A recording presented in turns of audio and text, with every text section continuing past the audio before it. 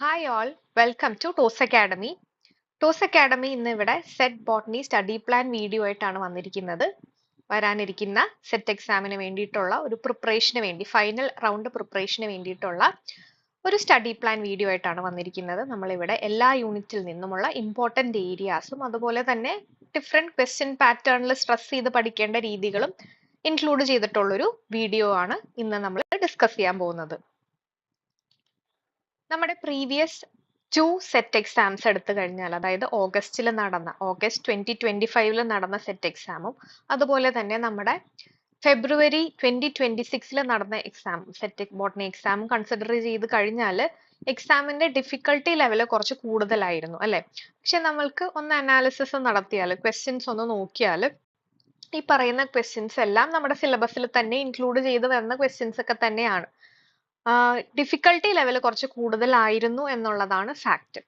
നമ്മുടെ August session എക്സാമിൽ കുറച്ച് അനാലിറ്റിക്കൽ കൈൻഡ് ഓഫ് ക്വസ്റ്റ്യൻസ് ആയിരുന്നു കൂടുതലെങ്കിൽ നമ്മുടെ ഫെബ്രുവരിയിൽ നടന്ന ബോട്ടണി എക്സാമിൽ നമുക്ക് കാണാൻ സാധിച്ചത് എസേർഷൻ കൈൻഡ് ഓഫ് ക്വസ്റ്റ്യൻസും അതുപോലെ തന്നെ ഈ പറയുന്ന അനാലിറ്റിക്കൽ ക്വസ്റ്റ്യൻസും ഇൻക്ലൂഡഡ് ആയിരുന്നു. അപ്പൊ രണ്ടും ബേസിക്കലി നമുക്കൊരു ഡിഫിക്കൽട്ടി പാറ്റേൺ കൂടുതലാണ് എന്നുള്ള രീതിയിലായിരുന്നു വന്നത്. അപ്പോൾ നമ്മൾ കുറച്ചും കൂടി പ്രിപ്പയർ ചെയ്യുമ്പോൾ ഇനി അങ്ങോട്ട് എസേർഷൻ കൈൻഡും സ്റ്റേറ്റ്മെന്റ് കൈൻഡ് ഓഫ് ക്വസ്റ്റ്യൻസും ഇൻക്ലൂഡ് ചെയ്ത് വേണം പഠിക്കാനായിട്ട്. അപ്പം നമ്മുടെ സെറ്റ് ബോട്ടണി സിലബസ് എടുത്തു കഴിഞ്ഞാൽ നമുക്കറിയാം 6 യൂണിറ്റുകളാണുള്ളത്. അതിൽ ആദ്യത്തെ യൂണിറ്റ് നമുക്ക് ഡൈവേഴ്സിറ്റി ഓഫ് ലൈഫ് ഫോം 1 ആണ്.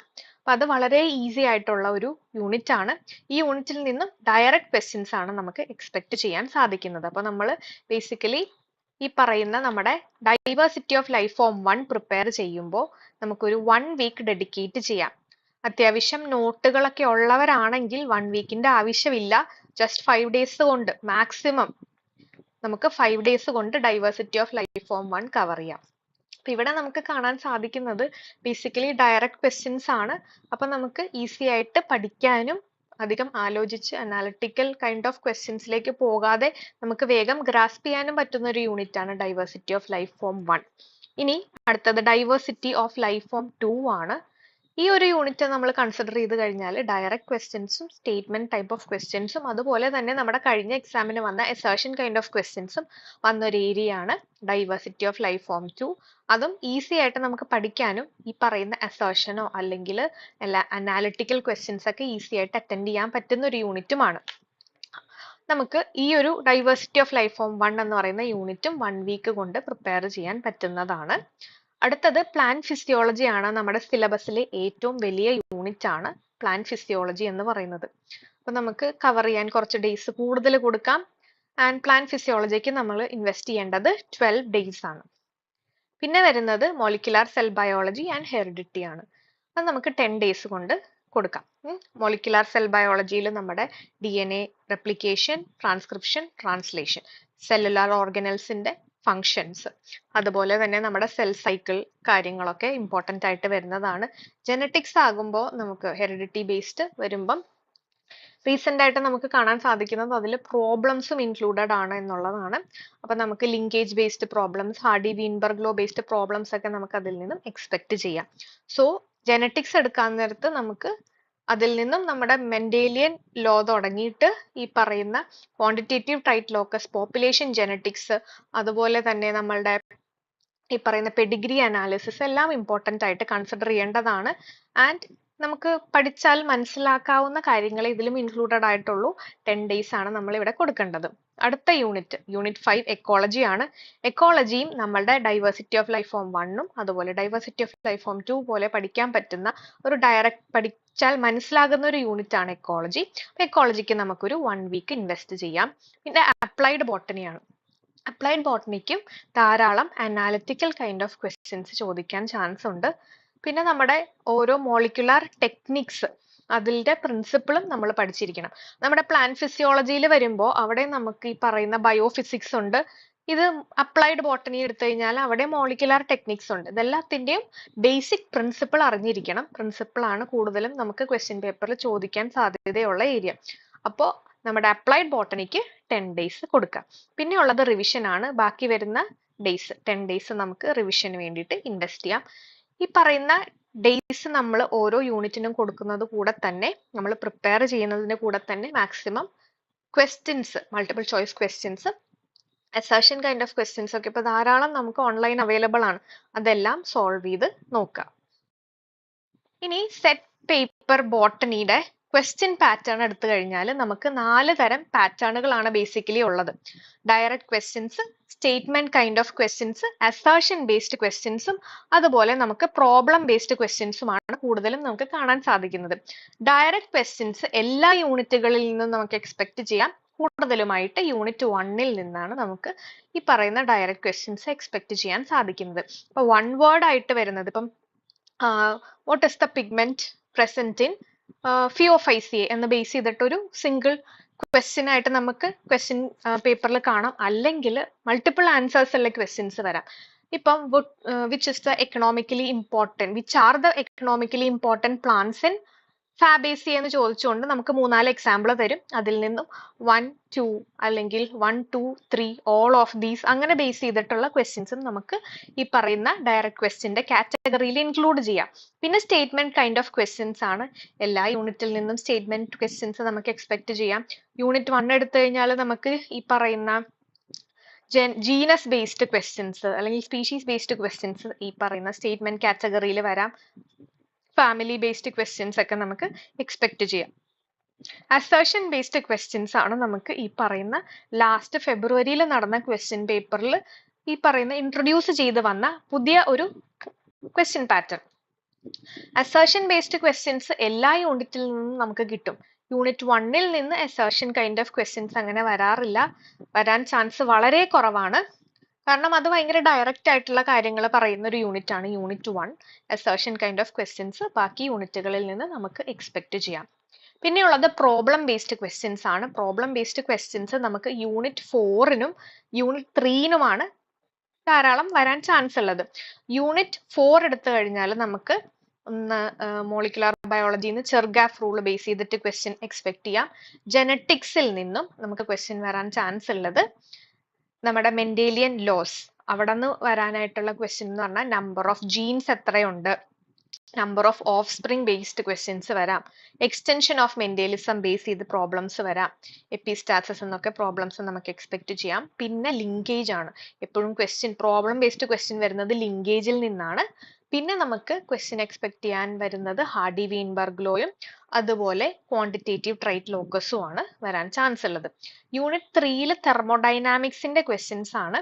അത് ജസ്റ്റ് 1 മാക്സിമം ക്വസ്റ്റ്യൻ വരും. അതുകൊണ്ട് ഇൻ കേസ് തെർമോഡൈനാമിക്സ് പ്രിപ്പയർ ചെയ്യാൻ താല്പര്യം ഇല്ലാത്തവരാണെങ്കിൽ അത് വിട്ടേക്കുക.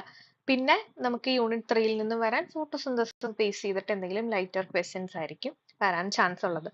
ഇതാണ് 4 കാറ്റഗറി ഓഫ് ക്വസ്റ്റ്യൻ പാറ്റേൺസ്. ഇപ്പൊ റീസെന്റ് ആയിട്ട് ഇൻട്രൊഡ്യൂസ് ചെയ്ത അസേർഷൻ ബേസ്ഡ് ക്വസ്റ്റ്യൻസും കൂടെ വന്ന് ഉള്ള ഒരു ഈ പറയുന്ന ക്വസ്റ്റ്യൻ പാറ്റേൺ ആണ്. അപ്പം ഈ പാറ്റേൺ കൺസിഡർ ചെയ്തുകൊണ്ട് ഉള്ള ക്വസ്റ്റ്യൻസ് നിങ്ങൾ സോൾവ് ചെയ്ത് പ്രിപ്പയർ ചെയ്യാം. ഇനി നമ്മുടെ സിലബസിൽ വരുന്ന ഇമ്പോർട്ടൻ്റ് ആയിട്ടുള്ള ഏരിയകൾ ഏതൊക്കെയാണെന്ന് സ്ട്രെസ് ചെയ്തുകൊണ്ട് നമുക്ക് പ്രിപ്പറേഷന് വേണ്ടിയിട്ട് ഒരു ബാക്ക്ഗ്രൗണ്ട് നോക്കാം.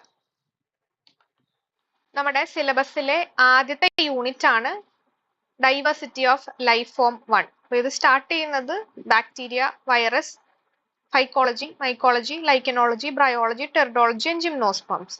നമുക്ക് ജനറൽ ആയിട്ട് algae, fungi, lichen, bryophyte, pteridophyte, gymnosperm എടുത്തു കഴിഞ്ഞാൽ അവരുടെ ഓരോ ക്ലാസ്സുകളുടെ ജനറൽ ക്യാരക്ടേഴ്സ്, അതായത് ഓരോ കാറ്റഗറീനെ റെക്കഗ്നൈസ് ചെയ്യാൻ വേണ്ടിയിട്ടുള്ള കീ ക്യാരക്ടേഴ്സ്, അവരുടെ എക്കണോമിക് ഇമ്പോർട്ടൻസും വളരെ ഇമ്പോർട്ടന്റ് ആണ്. അതുപോലെ തന്നെ ബ്രയോഫൈറ്റ് എടുത്തു കഴിഞ്ഞാൽ അതിൽ വരുന്നത് നമ്മുടെ മാർക്കാൻഷ്യ, റിക്സിയ, ആന്തോസെറോസ് ആൻഡ് ഫ്യൂണേറിയ, ഈ 4 ജീനസുകളുടെ ക്യാരക്ടേഴ്സും ഇമ്പോർട്ടന്റ് ആണ്. അതുപോലെ ഇമ്പോർട്ടന്റ് ആയിട്ട് വരുന്നതാണ് കോമൺ നെയിം വിത്ത് സയന്റിഫിക് നെയിം. അത് ഐഡന്റിഫിക്കേഷൻ എന്ന് പറയുന്ന രീതിയിലുള്ള ഒരു ക്വസ്റ്റ്യൻ കഴിഞ്ഞ എക്സാമിന് ഉണ്ടായിരുന്നില്ല എങ്കിലും അതിന് മുന്നത്തെ എക്സാമുകളിൽ ധാരാളമായിട്ട് ചോദിച്ചു വരുന്ന ഒരു ഏരിയ ആയിരുന്നു. ബാക്ടീരിയ എടുത്തു കഴിഞ്ഞാൽ റീപ്രൊഡക്ഷൻ ഇൻ ബാക്ടീരിയ, അതിൽ ജനറ്റിക് എക്സ്ചേഞ്ചും വരുന്നുണ്ട്. അപ്പം ആ ഒരു ഏരിയ ഇമ്പോർട്ടന്റ് ആണ്. വൈറസ് എടുത്താൽ സ്ട്രക്ചർ ഓഫ് വൈറസ്, അതായത് DNA-യുടെ അല്ലെങ്കിൽ RNA-യുടെ നേച്ചർ റിലേറ്റഡ് ആയിട്ടുള്ള ക്വസ്റ്റ്യൻ ആണ് ചോദിക്കാൻ സാധ്യതയുള്ളത്. പിന്നെ സൈസ് ഓഫ് വൈറസ് ചോദിക്കാൻ ചാൻസ് ഉണ്ട്. പിന്നെ classification, virions, viroids, pseudo virus, mycoplasma, prions and retrovirus. അപ്പം virions, viroid, pseudovirus, mycoplasma, prions, റിട്രോവൈറസിന്റെ ഒക്കെ ഡെഫിനിഷൻ തന്നിട്ട് മാച്ച് ദ ഫോളോയിങ് ആയിട്ട് ചോദിക്കാം. അപ്പം ആ ഒരു ഏരിയയും വിടാതെ പ്രിപ്പയർ ചെയ്യുക. ഇനി നമുക്ക് യൂണിറ്റ് 2 ആണ് ഡൈവേഴ്സിറ്റി ഓഫ് ലൈഫ് ഫോം 2 വരുന്നത്. അത്യാവശ്യം ഈസി ആയിട്ട് പഠിക്കാൻ പറ്റുന്ന ഒരു യൂണിറ്റ് ആണ്. ഇവിടെ morphology of stem, leaf, flower, fruit and inflorescence, ഇതിൽ നിന്നൊരു ക്വസ്റ്റ്യൻ സ്ഥിരമായിട്ട് വരാറുണ്ട്. ഐഡന്റിഫിക്കേഷൻ ഓഫ് ഫാമിലി, ഫാമിലിയുടെ ക്യാരക്ടർ തന്നിട്ട് ഫാമിലിയെ ഐഡന്റിഫൈ ചെയ്തുകൊണ്ടിട്ടുള്ള ക്വസ്റ്റ്യൻ സ്ഥിരമായിട്ട് ക്വസ്റ്റ്യൻ പേപ്പറിൽ ഉള്ളതാണ്. എക്കണോമിക് ബോട്ടണി ഇമ്പോർട്ടന്റ് ആണ്, അതുപോലെ തന്നെ എത്തനോ ബോട്ടണി. പിന്നെ അനാറ്റമി, അതായത് പ്ലാന്റ് ഹിസ്റ്റോളജി എടുത്താൽ plant tissues, different kind of tissues ഉണ്ട്. പെർമനന്റ് ടിഷ്യൂ, മെരിസ്റ്റമാറ്റിക് ടിഷ്യൂ ഉണ്ട്. അതുപോലെ തന്നെ നമ്മുടെ സൈലം, ഫ്ലോയം റിലേറ്റഡ് ആയിട്ടുള്ള ക്വസ്റ്റ്യൻസ് ഒക്കെ ചോദിക്കാറുണ്ട്, കോംപ്ലക്സ് ടിഷ്യൂ റിലേറ്റഡ് ആയിട്ടുള്ള. പിന്നെ അനോമലസ് സെക്കൻഡറി തിക്കനിങ്ങും സ്ഥിരമായിട്ട് എല്ലാ ക്വസ്റ്റ്യൻ പേപ്പറിലും ഉള്ളതാണ്. ഇനി മൈക്രോ ടെക്നിക് എടുത്താൽ fixatives, Staines, microtome, steppin', permanent slide preparation. അപ്പോൾ ഫിക്സേറ്റീവ്സ് തന്നു കഴിഞ്ഞാൽ നമുക്ക് ആ ഫിക്സേറ്റീവിന്റെ കണ്ടന്റ് ഏതാണെന്ന്, അതിന്റെ പ്രിപ്പറേഷൻ ഏതാണെന്നൊന്നും നോക്കണ്ട. ജസ്റ്റ് അതിനകത്ത് വരുന്ന സാധനങ്ങൾ എന്തൊക്കെയാണ്, കണ്ടന്റ് എന്താണ്, കോമ്പോസിഷൻ എന്താണെന്ന് മാത്രം പഠിച്ചു വെച്ചാൽ മതി. പിന്നെ പെർമനന്റ് സ്ലൈഡ് പ്രിപ്പറേഷനിലെ സ്റ്റെപ്പുകൾ, സ്റ്റെയിൻസും ഇമ്പോർട്ടന്റ് ആണ്. പിന്നെ റീപ്രൊഡക്റ്റീവ് ബോട്ടണി എടുത്താൽ മൈക്രോസ്പോറോജെനസിസും മെഗാസ്പോറോജെനസിസും ഇമ്പോർട്ടന്റ് ആണ്. അതിൽ നമുക്ക് മെഗാസ്പോറോജെനസിസ് എടുത്താൽ ഓവ്യൂളിന്റെ ടൈപ്പ്, എംബ്രിയോസാക് ഡെവലപ്മെന്റ്, പിന്നെ പാലിനോളജി ഒക്കെ വരുന്നുണ്ട്. ആ ഒരു ഏരിയ എന്തായാലും പ്രിപ്പയർ ചെയ്യുക. അടുത്തത് യൂണിറ്റ് 3 ആണ് നമ്മുടെ പ്ലാന്റ് ഫിസിയോളജി. അതായത് നമ്മൾ നേരത്തെ പറഞ്ഞതുപോലെ സിലബസിലെ ഏറ്റവും വലിയ യൂണിറ്റ് ആണ്. ഇവിടെ നമ്മുടെ മോഡ്യൂൾ 1 എടുത്താൽ അതിൽ റോൾസ് ഓഫ് ഡിഫറെന്റ് ന്യൂട്രിയൻസ്, അതായത് മൈക്രോ ന്യൂട്രിയൻസും മാക്രോ ന്യൂട്രിയൻസും ഏതെല്ലാമാണ്, അതുകൊണ്ട് വരുന്ന ഡെഫിഷ്യൻസീസ് ഏതെല്ലാമാണ് എന്ന റിലേറ്റഡ് ക്വസ്റ്റ്യൻസ് എക്സ്പെക്ട് ചെയ്യാം. ആക്റ്റീവ് ആൻഡ് പാസീവ് ട്രാൻസ്പോർട്ട്, കഴിഞ്ഞ എക്സാമിനും ഈ പറയുന്ന ന്യൂട്രിയൻ ഡെഫിഷ്യൻസി റിലേറ്റഡ് ആയിട്ടുള്ള ക്വസ്റ്റ്യൻ ഉണ്ടായിരുന്നു ജൂലൈയിൽ. പിന്നെ module 2 photosynthesis, respiration, nitrogen metabolism. Photosynthesis എടുത്താൽ light reaction, dark reaction, C3C4 സൈക്കിളും ക്യാമ്പ് പ്ലാന്റ്സും. പിന്നെ നമ്മുടെ നൈട്രജൻ മെറ്റബോളിസം എടുത്താൽ നൈട്രോജനേസ് എൻസൈമിന്റെ സ്ട്രക്ചർ, പിന്നെ വരുമ്പോ നൈട്രജൻ ഫിക്സേഴ്സ്, അതായത് symbiotic and non symbiotic nitrogen ഫിക്സേഴ്സിന്റെ examples ഒക്കെ ചോദിക്കാൻ ചാൻസ് ഉണ്ട്. Module 3 floral development, phyto hormones സ്ഥിരം ക്വസ്റ്റ്യൻ വരുന്ന ഏരിയ ആണ്. അതുപോലെ തന്നെയാണ് ഫൈറ്റോക്രോംസും പിന്നെ സീഡ് ജെർമിനേഷൻ. മോഡ്യൂൾ 6, 7, 8, 9 എടുത്താൽ ബയോകെമിസ്ട്രിയിലേക്കാണ് നമ്മൾ വരുന്നത്. pH റിലേറ്റഡ് ക്വസ്റ്റ്യൻസ് എക്സ്പെക്ട് ചെയ്യാം. പിന്നെ നമ്മുടെ കാർബോഹൈഡ്രേറ്റിൽ സ്ട്രക്ചർ ബേസ് ചെയ്തിട്ടാണ്, അതായത് മോണോസാക്രൈഡ് ആയാലും ഡൈസാക്രൈഡ് ആയാലും പോളിസാക്രൈഡ് ആയാലും സ്ട്രക്ചർ റിലേറ്റഡ് ആയിട്ടുള്ളതും, അതുപോലെ ഈ പറയുന്ന ലിങ്ക് ചെയ്ത് വരുന്ന ബോണ്ടുകൾ ഏതൊക്കെയാണ്, β14 ഗ്ലൈക്കോസിഡിക് ലിങ്കേജ്, അങ്ങനെ ലിങ്കേജ് ബേസ് ചെയ്തിട്ടുള്ള ക്വസ്റ്റ്യൻ വരും. അമിനോ ആസിഡ്സും ലിപ്പിഡ്സും ഉണ്ട് ഇവിടെ. പിന്നെ മോഡ്യൂൾ 11 എൻസൈംസ് ആണ്. അപ്പൊ classification of enzyme, different category of enzymes ഉണ്ട്. ക്ലാസിഫിക്കേഷൻ ഓഫ് എൻസൈം ഇമ്പോർട്ടന്റ് ആണ്. പിന്നെ എൻസൈം കൈനറ്റിക്സ്, അതായത് നമ്മുടെ മൈക്ലീസ് മെന്റൻസ് ഇക്വേഷൻ, ലെൻവീവർ ബർക്ക് പ്ലോട്ട്, അത് ഇമ്പോർട്ടന്റ് ആണ്.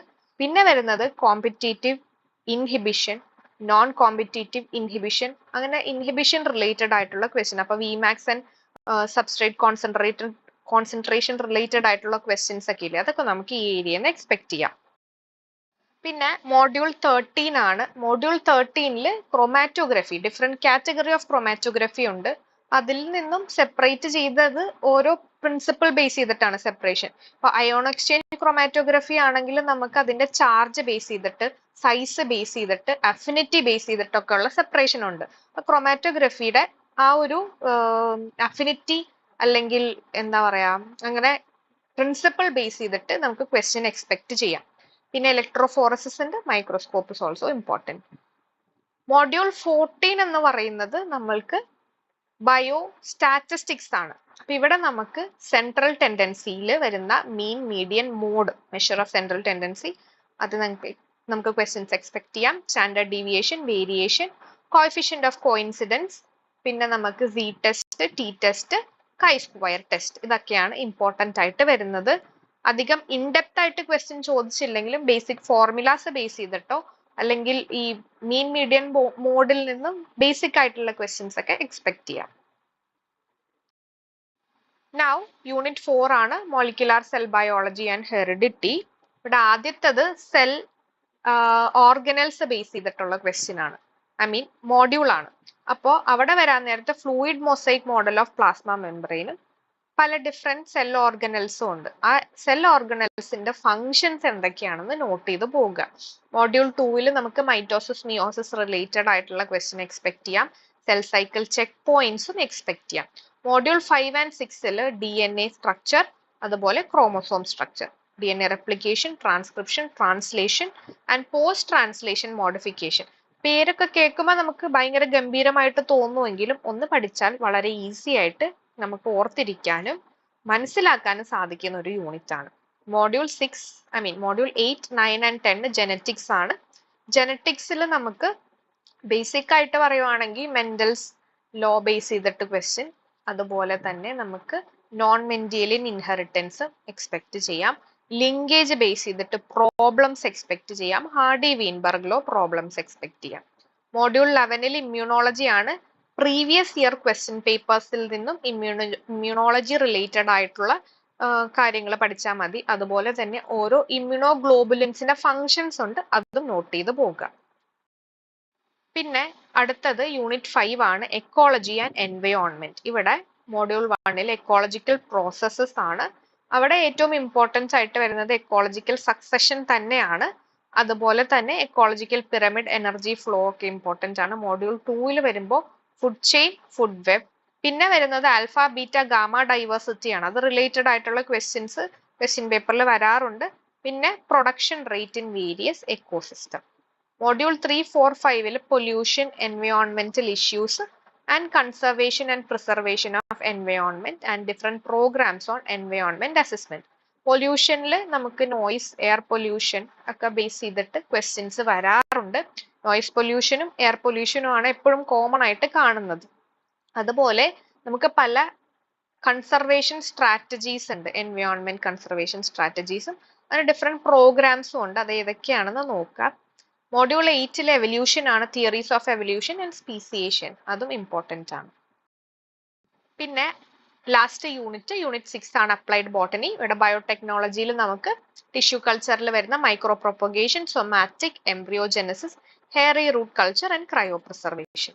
മോളിക്യുലാർ ടെക്നിക്സിൽ നമുക്ക് PCR ഇമ്പോർട്ടന്റ് ആണ്. DNA മാർക്കർ ബേസ്ഡ് ടെക്നിക്കായ RFLP, RAPD, SNPs, AFLP, RNAi technology, അതുപോലെ ആന്റിസെൻസ് RNA ടെക്നോളജി, അങ്ങനെയൊക്കെ ഇമ്പോർട്ടന്റ് ആണ്. നമ്മുടെ എക്സാമ്പിൾസ് ആയിട്ട് വരുമ്പോൾ ഫ്ലേവർ സേവർ ടൊമാറ്റോ, അതുപോലെ ഗോൾഡൻ റൈസ്, അങ്ങനത്തെ കുറച്ച് കാര്യങ്ങളും ഇതിൽ ഇൻക്ലൂഡ് ചെയ്യുക. ബയോ ഇൻഫോർമാറ്റിക്സിലെ എല്ലാ ഡാറ്റാബേസ് റിലേറ്റഡ് ആയിട്ടുള്ള ക്വസ്റ്റ്യൻസ് വരാറുണ്ട്. ടൂൾസ് ഫോർ ബയോ ഇൻഫോർമാറ്റിക്സ്, അതായത് ബ്ലാസ്റ്റ്, ഫാസ്റ്റ, ക്ലസ്റ്റാള്, ഫൈലിപ്പ്, അങ്ങനെ കുറച്ച് സോഫ്റ്റ്വെയർസ് ഒക്കെ ഉണ്ട്. അത് ബേസ് ചെയ്തിട്ട് ക്വസ്റ്റ്യൻ നമുക്ക് എക്സ്പെക്ട് ചെയ്യാം. ബയോ ഇൻഫോർമാറ്റിക്സ് ബുദ്ധിമുട്ടാണെങ്കിൽ ആ ഏരിയ വിട്ടേക്കുക, ഇരുന്ന് പഠിച്ച് ടൈം കളയണ്ട. പിന്നെ പ്ലാന്റ് ബ്രീഡിങ്ങിൽ inbreeding, polyploidy breeding, mutation breeding, seed certification, plant breeders right, national biodiversity policy, different centres of plant breeding, അതും നോട്ട് ചെയ്തു പോവുക. ഓൾ ഇന്ത്യയിൽ തന്നെ പലതരം സെന്റേഴ്സ് ഉണ്ട്, അതെവിടെയൊക്കെയാണ് ബേസ് ചെയ്തിട്ട് ക്വസ്റ്റ്യൻ എക്സ്പെക്ട് ചെയ്യാം. പ്ലാന്റ് ഡിസീസസ് ആൻഡ് മാനേജ്മെന്റിൽ പല പ്ലാന്റ് ഡിസീസുകളുണ്ട്, അതിന്റെ കോസൽ ഓർഗാനിസം ഏതാണ്, സിംറ്റംസ് ഏതാണ്, ഇതാണ് ബേസിക് ആയിട്ട് പ്രിപ്പയർ ചെയ്യേണ്ട ഏരിയകൾ. ഇപ്പൊ നമ്മൾ ഓൾറെഡി 6 യൂണിറ്റുകളുടെ ഡിസ്കസ് ചെയ്തിട്ടുണ്ട് ഇമ്പോർട്ടന്റ് ഏരിയകൾ. ഈ ഏരിയാസ് അപ്രോപ്രിയേറ്റ് ആയിട്ട് പ്രിപ്പയർ ചെയ്യുക, തന്നിരിക്കുന്ന ടൈം കൊടുത്ത് തന്നെ പ്രിപ്പയർ ചെയ്യുക. എന്നിട്ട് ബാക്കി വരുന്നത് നിങ്ങൾ റിവിഷനും പ്രീവിയസ് ഇയർ ക്വസ്റ്റ്യൻസും അതുപോലെ ഓൺലൈൻ അവൈലബിൾ ആയിട്ടുള്ള ക്വസ്റ്റ്യൻസും സോൾവ് ചെയ്തുകൊണ്ട് തന്നെ പ്രിപ്പയർ ചെയ്താൽ നല്ല രീതിയിൽ തന്നെ തവണത്തെ എക്സാം അറ്റൻഡ് ചെയ്ത് ഈസി ആയിട്ട് ക്രാക്ക് ചെയ്യാനും സാധിക്കും. ഈ വീഡിയോയിലൂടെ നമ്മൾ സെറ്റ് ബോട്ടണി സിലബസിൽ വരുന്ന ഇമ്പോർട്ടൻ്റ് ആയിട്ടുള്ള ഏരിയകളും ഓരോ ഏരിയാസിൽ എത്രത്തോളം ടൈം അലോട്ട് ചെയ്യണം, പ്രിപ്പറേഷന് വേണ്ടിയിട്ട് എത്ര ദിവസങ്ങൾ കൊടുക്കണം എന്നുള്ളൊരു ഔട്ട്ലൈൻ ആണ് നിങ്ങൾക്ക് ഷെയർ ചെയ്തത്.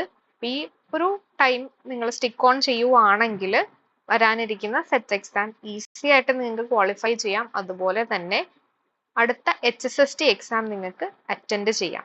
സോ എല്ലാവരും ഫ്രൂട്ട്ഫുൾ ആയിട്ട് നല്ല രീതിയിൽ തന്നെ എക്സാം പോയി അറ്റൻഡ് ചെയ്യുക. കാരണം കഴിഞ്ഞ എക്സാം ഡിഫിക്കൾട്ട് ആണ് എന്ന് വിചാരിച്ച് ഈ എക്സാം അറ്റൻഡ് ചെയ്യാതെ ഇരിക്കരുത്. ഇതൊരു ഗോൾഡൻ ചാൻസ് ആണ്. ഈസി എക്സാം തന്നെ ആയിരിക്കും. എല്ലാവരും നന്നായിട്ട് പ്രിപ്പയർ ചെയ്ത് എക്സാം എഴുതുക. ഇത്തവണ തന്നെ എല്ലാവരും ക്വാളിഫൈ ആകുക. So that's all. Thank you from toss academy.